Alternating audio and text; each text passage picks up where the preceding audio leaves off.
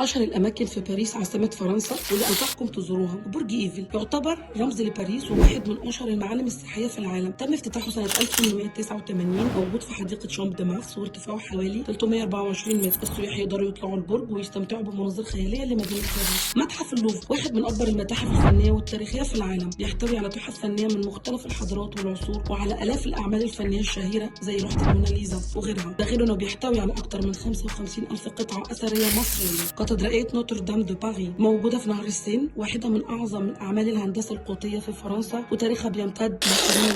ضفاف نهر السين، كل المناطق المحيطة بنهر السين تعتبر من أجمل المناظر الطبيعية في باريس. ممكن كمان تركب قارب وتستمتع بكل مناظر باريس. مونمارت وكنيسة الساكري. مونمارت حي فني وتاريخي بيضم العديد من المقاهي والمطاعم والفنادق الساحرة، في منازل لفنانين مشهورين وهو من أغنى أحياء باريس. تعتبر كنيسة ساكري كير معلما مهما من معالم باريس وبتجذب الزوار من مختلف أنحاء العالم.